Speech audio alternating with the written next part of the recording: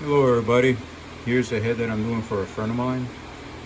This video is pretty much to show the progress of it and to get accountability from you guys on YouTube so you can tell me what I'm doing wrong.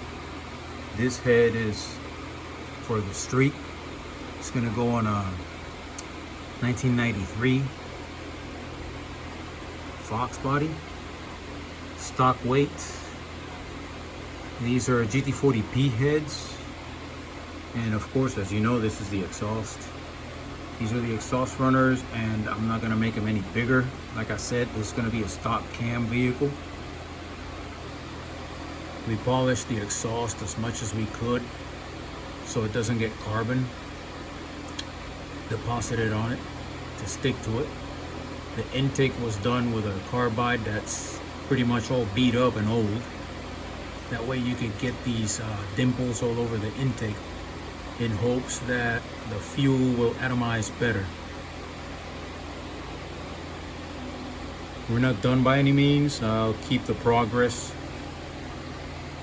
Keep showing progress as we go. I haven't done the combustion chambers, and as we know, the combustion chambers and the valve are the most important part of this whole thing.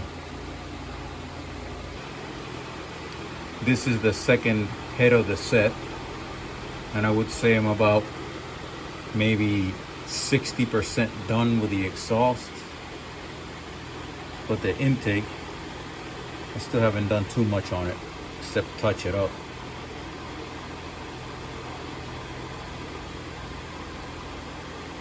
The combustion chambers on these, we're going to try to go ahead and minimize this boss, just like Terry Grover had in his video. Terry, I appreciate all your videos, man. I've been learning a lot with you, even though I've been reading those David Vizard books, or Vizard books, since 1996. I remember being in the Army and reading them when I was in the field at night in Fort Hood, Texas, getting eaten up by mosquitoes, dreaming about what I was going to be doing when I got out of the Army. Here is the intake on the second head. As we can see, as you all can see here, it's pretty much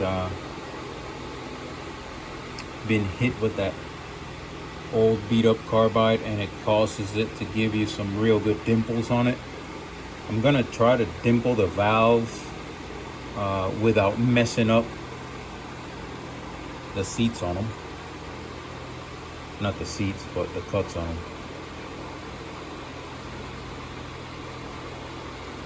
I'll continue to post the progress on this. We also have a GT40 intake that we're gonna port for my buddy here. This one is completely stock, hasn't been touched yet.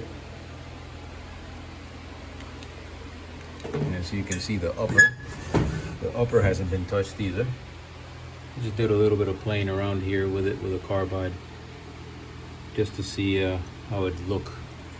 I did mine about 2 years ago. I'll show some pictures of that.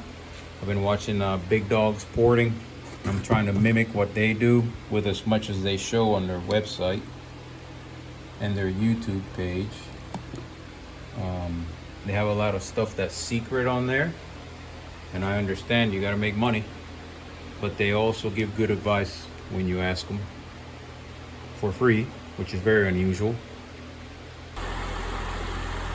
This is the lower that I did 2 years ago for my motor.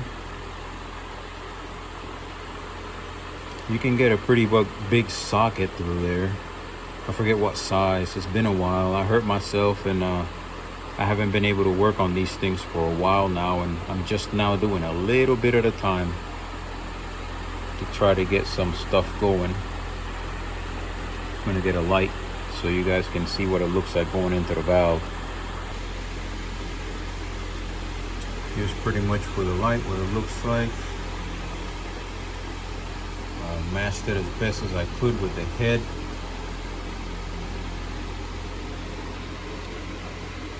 These are world product heads.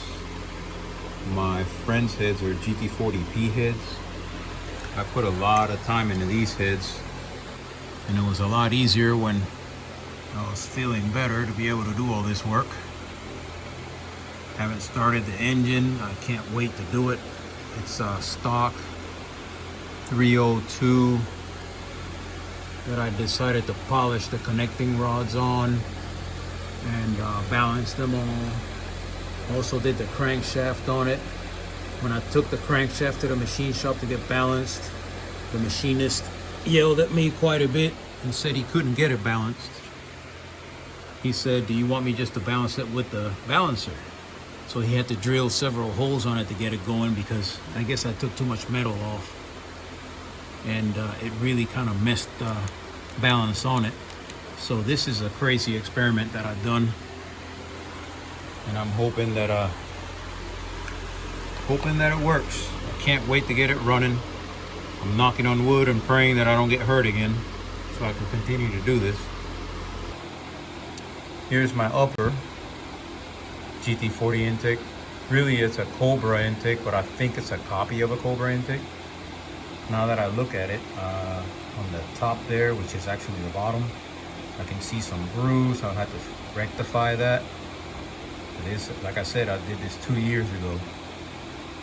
So I'm gonna have to go over all this stuff after I'm finished with my buddy's engine.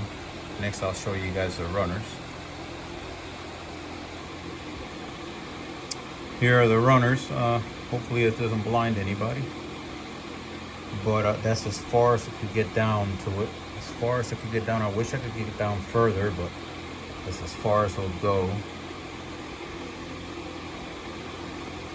Like I said, we got the holes pretty big. Hopefully it doesn't slow down the air. We'll see. Like I said, this is an experiment, an ongoing experiment, probably about 3 years old, that I haven't really been able to work on too much.